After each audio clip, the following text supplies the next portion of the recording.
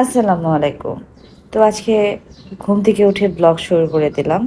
একদম বেড থেকে welcome to my new daily blog. তো এইটা হচ্ছে গতকালকের একটা ব্লগ। এটা পরশুদিন রাতে আমি বেশ সিক ছিলাম। আমার মাইগ্রেনের অ্যাটাক হয় খুব বাজেভাবে এবং সারা রাত অবস্থা খুবই খারাপ ছিল। বলতে পারেন মানে একদম খুবই বাজে। তো এটা হচ্ছে আমার বেডের অবস্থা। এটা হচ্ছে আমার ডাইনিং টেবিল। মমিত হচ্ছে পড়াশোনা করে হচ্ছে জাস্ট যারা বলেন যে আমি অনেক আরামে থাকি, মা ছেলে থাকি, কি এত কাজ? তো তাদেরকে দেখাচ্ছি। আমার এটা হচ্ছে বেডরুম, ডাইনিং রুমের সেটা হচ্ছে কিচেন। মমিত হচ্ছে একা একা খাওয়া দাওয়া করে পুরো সিঙ্ক এরকম মানে সব কিছু একদম তছনছ করেছে। তো আজকে আমি নাস্তা ঝামেলাতেই যাইনি।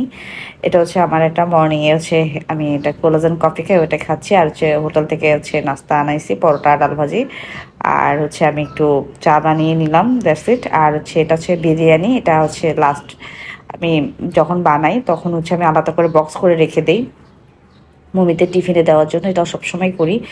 তো মমিদের স্কুল শুরু হয়ে গেছে। তো আমি হচ্ছে মমিকে স্কুলে দিয়ে আসতে গিয়েছিলাম। তো আমি দিতে গিয়েও আমি সিক হয়ে গেছি। তারপর মমিত হচ্ছে আমাকে উল্টা বাসায় দিয়ে ও একাই স্কুলে গেছে আজকে আমার ছেলে। তারপর হচ্ছে আমি বাসায় তো শুয়ে বসে থাকতে পারবো না, আমাকে অনেক কাজ করতে হবে। তো হচ্ছে আমি একটু আদা রসুন ব্লেন্ড করে নিলাম।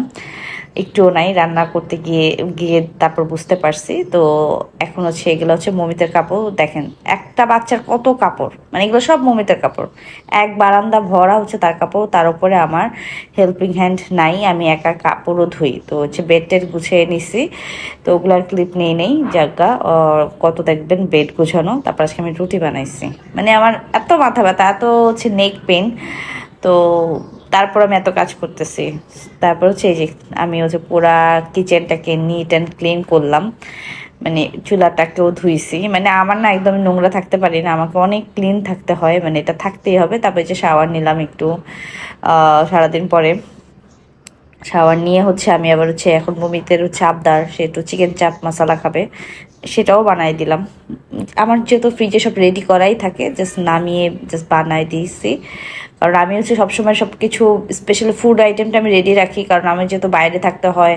আর মমি তো হচ্ছে এটা সেটা বাহানা করে, আর আমাকে বাইরে থেকে এনে দেওয়ার মতো কেউ নাই। তো আমি বাসায় বানানো প্রেফার করি। আর রুটি আমার মানে বক্স ভরাই থাকে সারা বছর, মানে এক শেষ হলে আমি বানিয়ে ফেলি সকালে নাস্তার জন্য বা সন্ধ্যায়। এটা আমার কাছে মনে হয় ইজিয়েস্ট। আর আমি ঘরের খাবার খেতে বেশি পছন্দ করি এখন যে অবস্থা। তো মুভিতে একটু পড়তে বসছে, আমার খুব চোখের শান্তি লাগে মুভি যখন পড়াশোনা করে। চোখের শান্তি, মনের আরাম, মানে কি বলবো মানে। তারপর আমার একটু কাজ ছিল ফটোকপি দোকানে। তো এইগুলো শেষ করলাম। এই ছিল আজকের একটা ডেইলি ব্লগ। সবাই ভালো থাকেন, আল্লাহ হাফেজ।